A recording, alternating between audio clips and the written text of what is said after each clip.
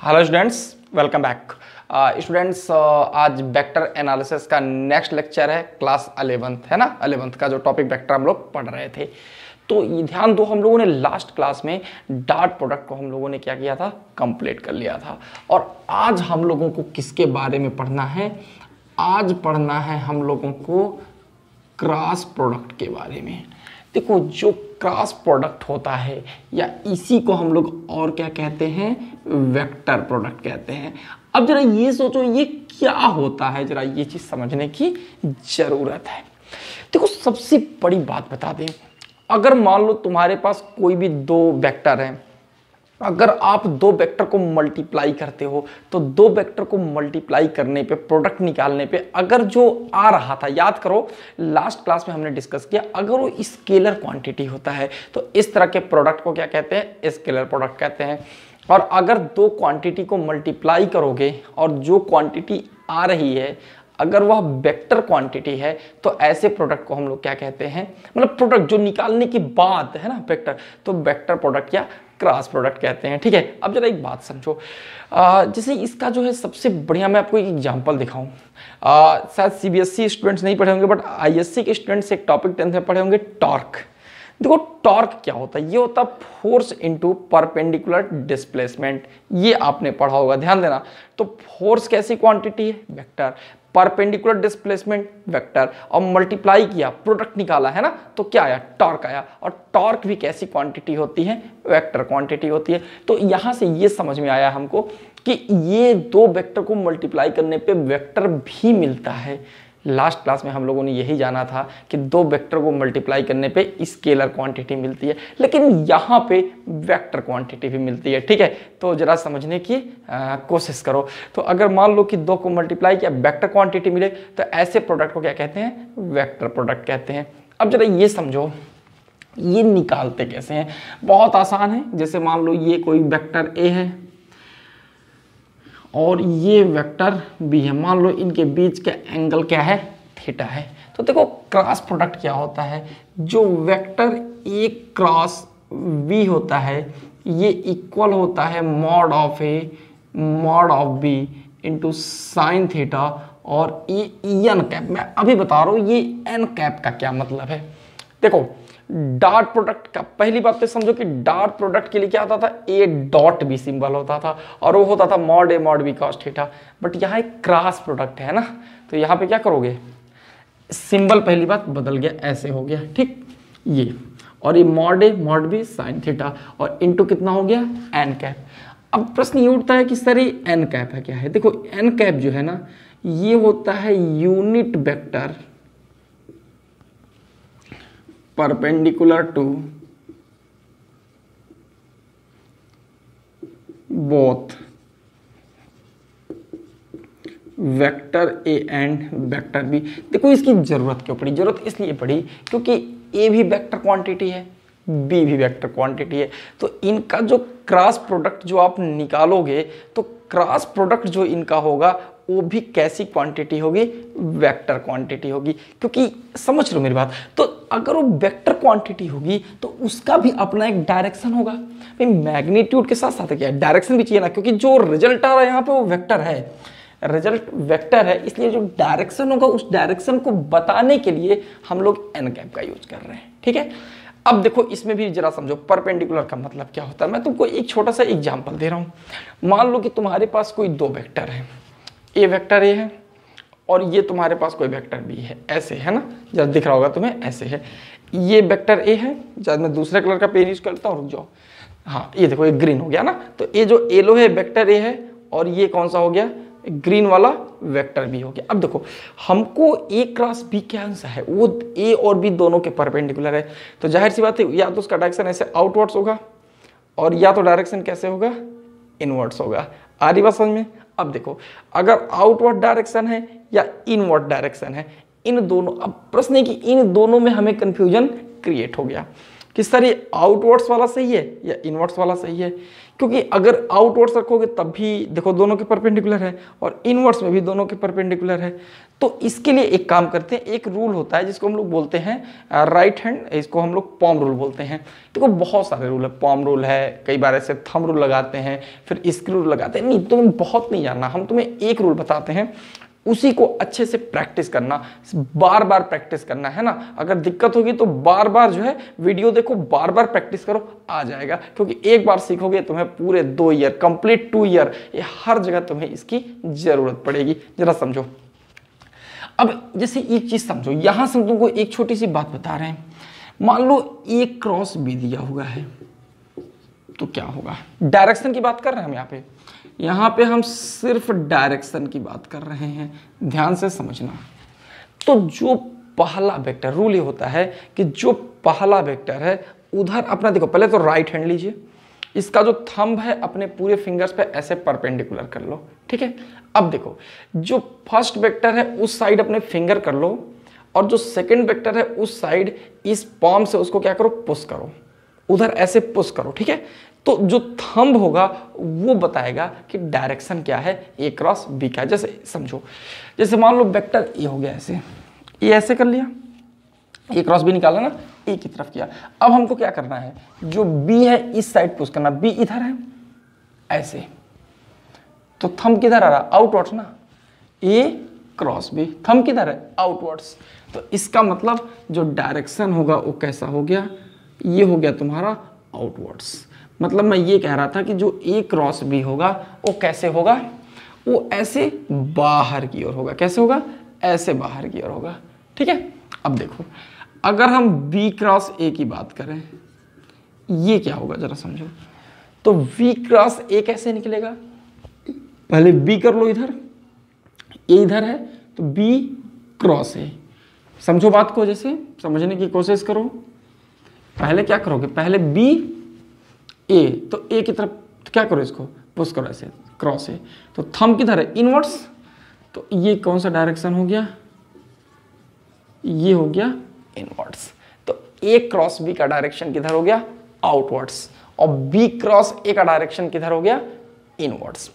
आशा करते हैं आपको ये बात समझ में आ गई होगी, ठीक है। बस ये चीज ध्यान रखना कि यहाँ पे A क्रॉस B है, B क्रॉस है, क्योंकि डायरेक्शन बदल रहा है, उसका स्पेशल तौर पे ध्यान रखना। बाकी ये तो देखो रही बात A क्रॉस B, तो उसका मैग्नीट्यूड तो यही होगा, mod A mod B sine theta.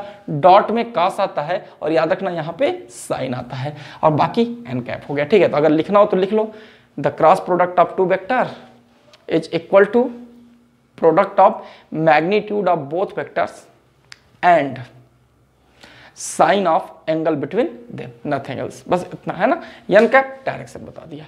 तो A क्रॉस B का डायरेक्शन A और B दोनों के परपेंडिकुलर होता है। अब जरा एक बात समझना यहां से,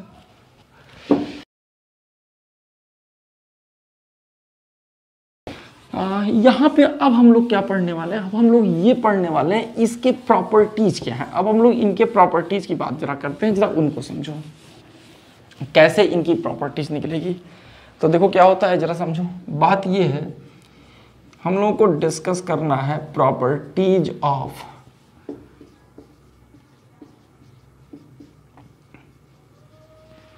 क्रॉस प्रोडक्ट। देखो सबसे पहला एक एक करके समझो। पहली प्रॉपर्टी क्या हो गई, स्टार्ट करते हैं फर्स्ट वन। देखो ये चेक करना है कि यह कम्यूटेटिव होता है कि नहीं होता है। वैसे डायरेक्शन के आधार पे तुम लोगों को समझ में आ गया होगा कि कम्यूटेटिव नहीं होता है, फिर भी हम दूसरे तरीके से एक बार देख लेते हैं। जैसे मान लो कि ये तुम्हारे पास कोई वेक्टर A है, ये वेक्टर B है। जरा समझो, एंगल क्या हो गया, थीटा। तो तुम्हें क्या निकालोगे, सबसे पहले निकालो A क्रॉस B। ये क्या होगा, ये होगा mod A mod B sine theta, बस नथिंग एल्स। समझ में आ गया, mod A mod B sine theta. Direction तो ठीक है, यन कैप चाहो तो लिख लो, नहीं तो कोई जरूरत नहीं है, क्योंकि हम लोगों को पता है इसका डायरेक्शन आउटवर्ड्स हो गया। दूसरी चीज, अगर मान लो यहां से तुम B क्रॉस A निकालते हो, क्या हो जाएगा, मॉड B मॉड। अच्छा एक और चीज बताओ, एंगल का मेजरमेंट हम लोग को कैसे करना था, एंटी क्लॉकवाइज। ठीक है, ऐसे समझ लो तो क्या हो जाएगा साइन 360 माइनस थीटा। याद करो हमने डॉट में ऐसे किया हुआ था। देखो ये सब तुम्हें जानने की जरूरत नहीं कि ये सब क्या हो रहा है, बस रिजल्ट याद रखो। बट हम ऐसे ही बता दे रहे ताकि थोड़ी सी, ठीक है अभी शुरुआत है, अभी 11th की बहुत बेसिक से पढ़ रहे हो तो थोड़ा सा बस तुम जानो चीज़ों को, और कुछ नहीं बस, है ना। बी क्रॉस ए क्या होता है, ये दो जाएगा मॉड। अच्छा एक चीज़ और समझो, जो साइन 360 माइनस थीटा होता है ये होता है माइनस साइन थीटा, तो हो जाएगा minus mod A mod B sine theta. Equation number 2 हो गया। अब आप एक चीज समझो, यहां से क्या डिस्कस कर सकते हो, फ्रॉम इक्वेशन 1 एंड 2 क्या मिलेगा बताओ। जो ए क्रॉस बी होगा, whatever A cross B की जो वैल्यू है, ए इक्वल है minus of B cross A. तो क्या समझ में आया, यही बात तो डायरेक्शन से भी क्लियर हो रही थी कि A cross B outward, B cross है इनवर्ड्स। तो यहां से क्या क्लियर हो रहा है कि जो ए क्रॉस बी है it is not equal to B cross A. इसका मतलब क्या हो गया, ये कम्यूटेटिव होता है कि नहीं होता है, नो, ठीक है, ये कम्यूटेटिव नहीं होता है। तो याद रखना डॉट में कम्यूटेटिव होता है, वहां ए डॉट बी या बी डॉट ए एक ही मतलब है। यहां पर ए क्रॉस बी और बी क्रॉस ए का मतलब एक नहीं है, निगेटिव साइन आ जाता है। ठीक है, चलो इतना समझ गए, बहुत इंपॉर्टेंट प्रॉपर्टी थी जो क्लियर हो गया। अब चलते हैं सेकेंड प्रॉपर्टी पे। इसको लिखते जाओ, समझ रहे हो, लिखते जाओ। अगर हम बहुत तेज चल रहे हैं तो वीडियो को रोक लो, वीडियो को पॉज कर लो, फिर लिख लो, स्क्रीनशॉट ले लो, जैसे भी करो, बट नोट्स बनाओ, ये तुम्हारे लिए बहुत इंपॉर्टेंट है। तो इसका जो सेकंड है वो है तुम्हारा प्रॉपर्टी कौन सी है, डिस्ट्रीब्यूटिव। क्या मतलब है, अगर मान लो कहीं लिखा है ए क्रॉस बी प्लस सी, क्या लिख सकते हो, इसको लिख सकते हो ए क्रॉस बी प्लस ए क्रॉस सी। क्या मतलब है, यहां से क्या समझ में आया, देखो ए बाहर है, इसका इसमें मल्टीप्लाई हो गया, इसमें मल्टीप्लाई हो गया। मतलब क्या हुआ कि जो वेक्टर है ये डिस्ट्रीब्यूटिव डॉट में भी था और डिस्ट्रीब्यूटिव यहां भी होता है। ठीक है, आगे देखते हैं, तीसरे नंबर पे चला जाए। चलो तीसरा होता है कि cross product of two parallel vectors. क्या होगा जरा समझो, टू पैरेलल वेक्टर का क्रॉस प्रोडक्ट क्या होगा। ध्यान देना, जैसे मान लो ये तुम्हारे पास वेक्टर ए हो गया, ये वेक्टर भी हो गया। अच्छा पैरेलल हो या एंटी पैरेलल, समझना दोनों के लिए बात सही है, क्योंकि पैरेलल में थीटा 0 और अगर ये एंटी पैरेलल का मतलब बी इधर हो गया है ना, ऐसे हो गया बी। ठीक है, इसमें एंटी पैरेलल तो 180 तो बात वही पड़ेगी, समझ लो। तो यहाँ पे अगर तुम ए क्रॉस बी निकालोगे तो क्या लिखोगे, mod A mod B sign 0। तो यहाँ से जो ए क्रॉस बी होगा उसकी वैल्यू कितनी आ गई, वो 0 आ गई। तो इसका मतलब अगर 2 पैरेलल वेक्टर हैं तो उनका जो क्रॉस प्रोडक्ट होगा वो कितना होगा, वो 0 आएगा। तो 2 वेक्टर अगर पैरेलल हैं तो पैरेलल वेक्टर के क्रॉस प्रोडक्ट क्या होते हैं, 0 आते हैं। ध्यान से समझ लेना, याद करो मैं इसकी कंपेयर कहां से कर रहा हूं। अगर 2 परपेंडिकुलर वेक्टर थे तो उनका डॉट प्रोडक्ट 0 था, ध्यान दीजिएगा। और अगर 2 पैरेलल वेक्टर हैं तो उनका क्रॉस प्रोडक्ट 0 होगा, समझ गए। चलो अगर नेक्स्ट देखा जाए, एकदम याद रखो कि 2 वेक्टर अगर परपेंडिकुलर है तो डॉट प्रोडक्ट 0 और 2 वेक्टर अगर पैरेलल है तो क्रॉस प्रोडक्ट 0। नेक्स्ट है क्रॉस प्रोडक्ट ऑफ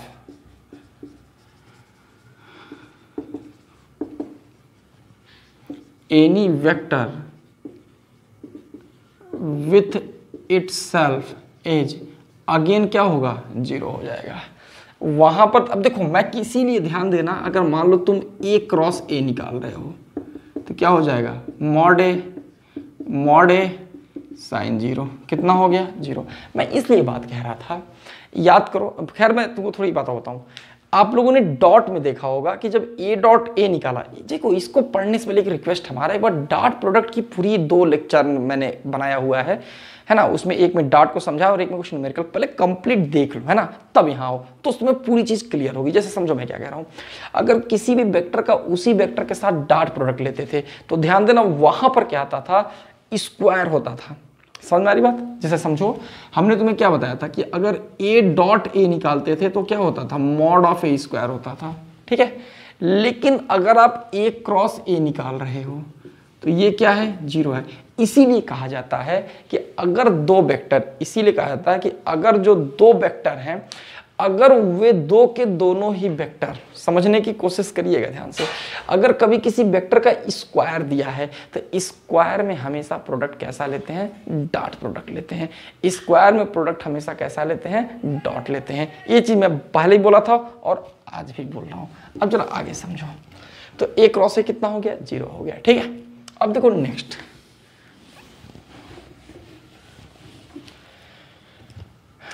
है देखो नेक्स्ट जो प्रॉपर्टी है वो क्या है, बिल्कुल बहुत क्लियर है ना, कि अगर मान लो एमॉन्ग यूनिट वेक्टर की बात करते हैं, एमॉन्ग यूनिट वेक्टर्स, ध्यान से समझना, ये बहुत इंपॉर्टेंट है तुम्हारे लिए। फॉलोइंग रिलेशंस कौन से होते हैं, उनमें कुछ फॉलोइंग रिलेशंस क्या करते हैं, होल्ड करते हैं। जरा ध्यान से समझना क्या होगा। अगर मान लो कहीं से तुम i क्रॉस i निकालोगे तो i क्रॉस i कितना होगा, ये होगा मॉड ऑफ i साइन 0, क्योंकि देखो ये i x की तरफ, a भी x की तरफ, तो दोनों के बीच के एंगल कितना हो गया, 0। इसका मतलब i क्रॉस i हो गया 0। और देखो अगर इसी तरीके से निकाला जाए सिमिलरली तो j क्रॉस j भी क्या होगा, 0, और k क्रॉस k भी क्या होगा, 0 होगा। समझ में आया? तो याद करो, अब डॉट में क्या होता था, i डॉट i 1 हुआ करता था, j dot j k dot j 1 हुआ करता था, लेकिन यहां पर क्या होगा, ये 0 हो जाएगा। तो इट मीन्स क्या लिख सकते हो, जो i क्रॉस i होगा वो किसके इक्वल होगा, j क्रॉस j के, और वह किसके इक्वल होगा, k क्रॉस k के, और ये फाइनली किसके इक्वल हो गया, 0 के इक्वल हो गया। आई बात समझ में? ये जो है क्रॉस प्रोडक्ट की बात है। अब जरा देखिए, दोनों अगर अलग अलग हो तो क्या करोगे। जैसे अगर i क्रॉस j निकाला जाए, देखो वहां पर i डॉट j 0 होता था, है ना, लेकिन यहां समझो i क्रॉस j कैसे निकाल सकते हो, ध्यान से समझना। क्या लिखोगे, mod i mod j sine 90, क्योंकि ये x की तरफ, ये y की तरफ, यहां तक तो तुम भी लिख लोगे। अब प्रॉब्लम क्या है, ये एक वेक्टर क्वांटिटी है, और वेक्टर क्वांटिटी होने का मतलब है कि जो इनका डायरेक्शन होगा वो i और j दोनों के ही क्या होगा, परपेंडिकुलर होगा। तो अगर कोई वेक्टर i और j दोनों के परपेंडिकुलर है तो ऐसे वेक्टर को हम लोग क्या कहते हैं, k, क्योंकि x और y, यहाँ पे n कैप होता था ना, याद करो। a क्रॉस भी क्या पढ़ा था भाई, आप लोग बताइए ना, a क्रॉस भी आपने क्या पढ़ा है, हमने बताया था ना कि इसका देखो ये हो गया मैग्नीट्यूड, इसमें कोई दिक्कत ही नहीं है, साइन थीटा, लेकिन अंत में हम लोग n कैप भी लिख रहे थे। ध्यान देना, यहाँ पे n कैप क्या था, a और b दोनों के परपेंडिकुलर था, तो ये जो होगा i और j दोनों के परपेंडिकुलर होगा, तो क्या हो गया 1 1 1 k कैप, वैल्यू कितनी हो गई, k कैप। तो इसका मतलब क्या मिला कि जो i क्रॉस j है वो क्या हो गया, k कैप हो गया। इसी तरीके से देखा जाए तो सिमिलरली जो j क्रॉस k होगा वो क्या हो गया, i, और जो k क्रॉस i होगा वो क्या होगा, j। ये तीन रिलेशन समझ लो तुम लोग, i क्रॉस j k होगा, समझ लो मेरी बात ना, कि k कब क्यों आए, क्योंकि दोनों के परपेंडिकुलर। और नहीं भी आते याद कर लो, बस बहुत है तुम्हारे लिए, ठीक है, बस जितना मैं कह रहा हूं उतना मानो मेरी बात, ठीक है। i cross j k, j cross k i, k cross i j cap होता है। एक चीज ध्यान रखना, ये कम्यूटेटिव नहीं होते हैं। जैसे मैं तुमको जो बताना चाह रहा हूं समझो, जैसे यहां पर क्या लिखे हो, i क्रॉस j को k लिखे हो ना, लेकिन अगर कहीं j क्रॉस i आ जाए तो अब ये नहीं कि डॉट की तरह से, है ना, ये कम्यूटेटिव नहीं है, तो j क्रॉस i हो जाएगा माइनस के। ऐसे इधर देखो, j क्रॉस k i है तो k क्रॉस j क्या हो जाएगा, माइनस i। और देखो k क्रॉस i क्या है, j, तो अगर कहीं पे i क्रॉस k हो तो क्या लिख सकते हो, माइनस j लिख सकते हो। आई बस समझ में? तो इस चीज का स्पेशल तौर पे आप लोग ध्यान देंगे कि अगर दो वेक्टर का ऑर्डर बदल रहा है क्रॉस प्रोडक्ट में तो नेगेटिव साइन क्या होगा, बाहर आ जाएगा। आशा करते हैं इतनी बात समझ में आई होगी, अच्छे से आई होगी। तो इसको अच्छे से स्क्रीनशॉट ले लो, नोट भी कर लो। अब जरा एक और बात समझो, देखो मैं तुम्हें एक बात और बता दूं यहां से, इसको याद करने का थोड़ा मैं तुम्हें एक ट्रिक बताता हूं, जरा समझना। वो ट्रिक क्या है, जैसे देखो, इसको याद करने का हम तुम्हें एक ट्रिक बताते हैं, उससे फिर तुम कभी गलत नहीं होगा, तुम्हारा ये फायदा होगा। देखो कैसे याद करोगे। जैसे आपने क्या पढ़ा है, हमने पढ़ाया कि जो अगर दोनों एक जैसा हो तो क्रॉस प्रोडक्ट क्या होता है, जीरो होता है ना, क्योंकि बीच का एंगल ही जीरो है। चलो ये हो गया। अब देखिए एक बात समझो, अगर मान लो ये तुम्हारे पास एक सर्किल हो गया, ये मान लो आई कैप है, ये मान लो जे कैप है, और ये मान लो के कैप हो गया। एक सर्किल में ऐसे बना लो आई जे के को। अब देखो क्या होगा, अगर तुम निकालोगे आई क्रॉस जे, तो आई क्रॉस जे हमेशा किसके इक्वल हो गया, के, क्योंकि आई टू जे जाओगे तो के इक्वल।